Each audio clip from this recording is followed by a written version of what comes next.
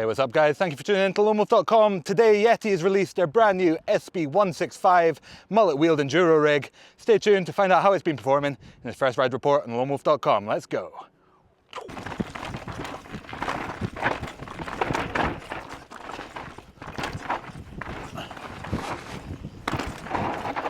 We're going to keep it super simple for this first ride report. If you want to learn all the details about the new SB165, then head to the website in the description below.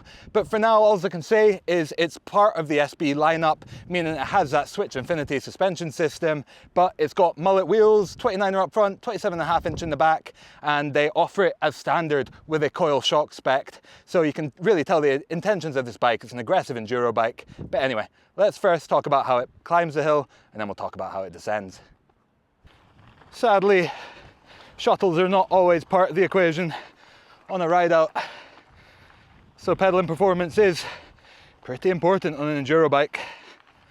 And in true Yeti fashion, the SB165 is unreasonably good. For a mullet, coil shock equipped 165mm travel bike, weighing just around 34.5, 35 pounds, it is pretty damn comfortable to climb on. Nice seated position, not overly upright, but you know, well centered. Can always push forward the saddle a little bit in the rails to get you into a more aggressive position if you want. And then that Switch Infinity suspension system, balancing comfort and traction with pedaling efficiency, really nice. Overall, not a bike I would think twice about taking for a long pedal. That is for sure. And probably a bike that in a racing scenario is going to do pretty well as you hammer the pedals towards the line. I am very impressed by the uphill performance on this thing. But that's not really what it's designed for. So let's get to the top of the hill and hit a descent and see how it goes.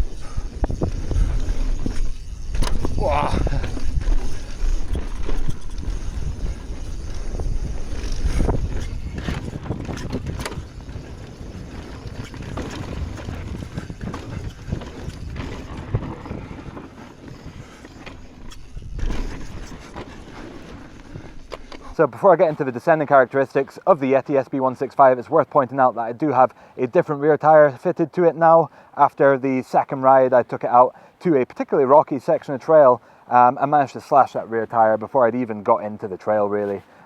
It was a really big shame. I managed to get myself all the way up to the top of the hill and then got 50 feet down the trail before the tyre gave up, and yeah, now it's had to be replaced with something more suitable in my eyes, a double down casing instead of the Exo Plus that came on it. I don't think an Exo Plus tyre is suitable for a coil sprung 165mm travel mullet enduro bike, but you know, some riders are going to find benefit in the lighter weight of the Exo Plus, so I do maybe understand it slightly for certain riders. But anyway, let's talk about descending characteristics, and that is really when the Yeti SB165 comes alive. It is an absolute animal in descents, really nice balance of being playful but still offering plenty of traction, plenty of support in there to let you work the terrain, to really let you pump through, to keep you from blowing through all the travel on a harsh compression, just keeping the bike fairly well kind of set up, planted, balanced.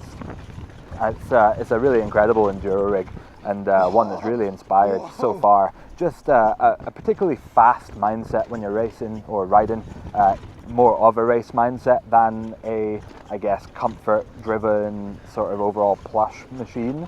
And that is really what Yeti's always been known for, and it's what they continue to deliver with the SB platform, and especially this SB165.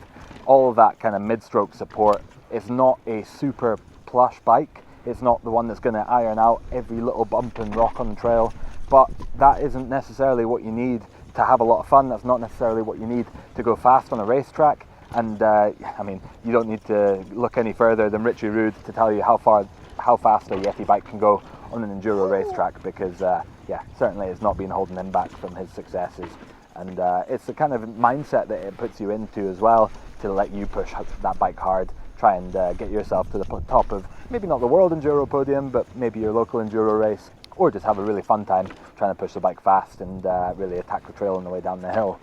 It's a really, I'd say, a neutral machine in terms of its overall geometry balance, and it's definitely on the more supportive side than the ultra soft side, like I mentioned, in terms of suspension feel. But the result is something that, even if the trail is not super gnarly, you can still work the trail for speed. You can still pedal this thing, you know, through rock gardens. It'll stay stood up. The bottom bracket is quite low, but it's not detrimentally so. For the most part, on the descents, you can still certainly lay down some power as if you were heading towards the finish line and trying to win the race with the last pedal-in burst. And yeah, I think overall it's a really impressive machine, but this is only a couple of rides that I've had on it. Don't take my word for it as gospel. Stay tuned to the long-term review, and subscribe to the channel to make sure you don't miss that coming.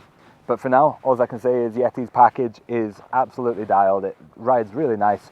It's a bike that really inspires you to push the limits and to attack the trail and go fast. And it's a bike that I'm excited to log many more miles on for its long-term review. Hope you guys have enjoyed checking out this first ride report on Yeti's SB165. Give us a like if you have. Leave us a comment and let us know what you think of the SB165. And like I said, make sure you subscribe to the channel so you don't miss out. It's long-term review and more reviews and videos on awesome bikes like the Yeti SB165. Thanks for watching. Catch you out on the trails.